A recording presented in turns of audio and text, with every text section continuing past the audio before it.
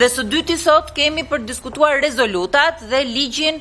projekt ligjin për pranimin e ndryshimit të statutit të Romës për gjykatën ndërkombëtare penale për krimin e agresionit ratifikuar me ligjin 89/84. Sot ne kemi dy rezoluta, që është rezoluta për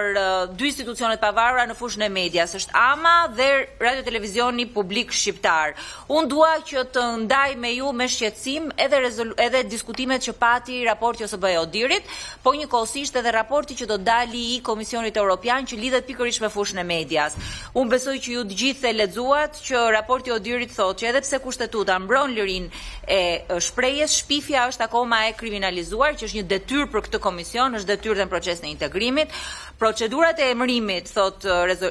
raporti Odirit, për transmetuesin publik dhe autoritetin audioviziv i kanë në mungesë garancit për pavarësinë faktike, ngresh shqetësimin që shumica dërmuese e mediave perceptohen të lidhura me partinë në pushtet, duhet të zbatohen masa për të marrë dhe për të mbrojtur autonominë editoriale, transmetuesi publik Radio Televizioni Shqiptar nuk konsiderohet që gëzon një audiencë të gjerë, që ne diskutuam edhe kur patëm raportin për Radio Televizionin Shqiptar, por edhe procedura bipartizane e emërimit të drejtuesve është njëkohësisht pa pavarësi faktike.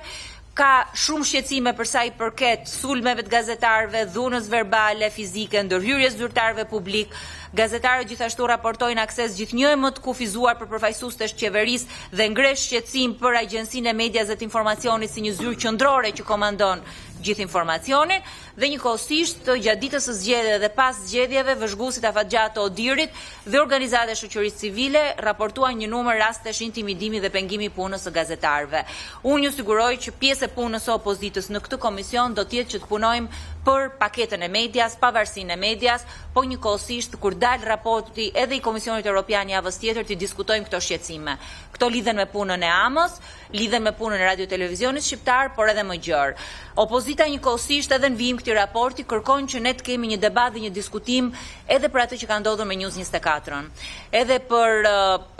një media në gjykimin tonë, e cila është ndodhur nën presionin qeveritar, nën presionin e majorancës, dhe në këtë komision ne do të kërkojmë që të kemi një dëgjes për situatën e medias në përgjithësi mbas dy raporteve,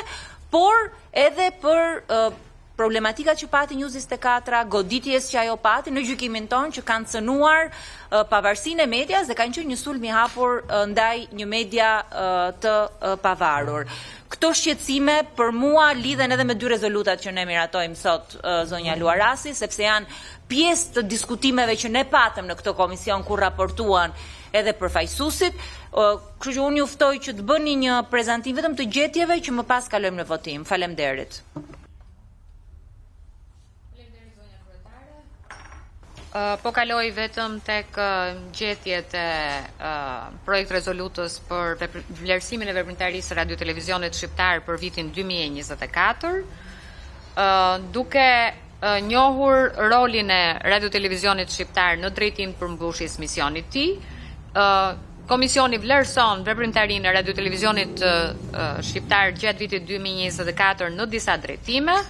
që kanë lidhje me transmetimin në strukturën programore të RTS-s me 16 kanale televizive dhe 11 radiofonike, duke mbuluar 95% territorit dhe rreth 80% popullsisë, forcimin e diversitetit kulturor përmes transmetimit të përmbajtjeve programore në 8 gjuhë minoritare,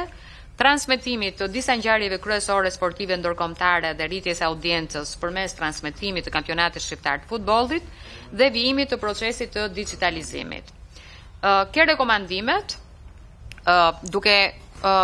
rekomandimet ishin të shumta, por ne me dakordsi i ulëm dhe i minimizuam për shkak të kohës së shkurtër që do t'i duhet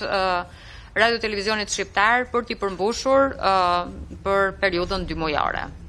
Për këtë arsye, Kuvendi kërkon që Radio Televizioni Shqiptar për vitin 2025 të angazhohet në këto drejtime. Të angazhohet në hartimin dhe miratimin e një plani strategjik për rimodelimin e transmetuesit publik me qëllim ristrukturimin organizativ dhe strukturor, ristrukturimin buxhetor, fokusim të fondeve nga pagat drejt investimeve në përmbajtje dhe në teknologji, përmirësimin e përmbajtjeve programore dhe zhvillimin e teknologjive digjitale në përputhje me standardet bashkëkohore. RTS Kuvend, përmes angazhimit të stafit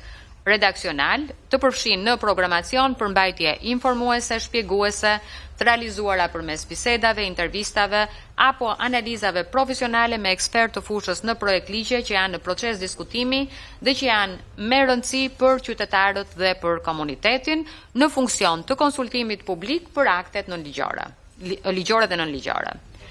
Të realizoj një audit të plot me qëllim vlerësimin e situatës financiare aktuale të institucionit, analizimin e efikasitetit të përdorimit të fondeve publike, si dhe t'ia përcjell raportin analitik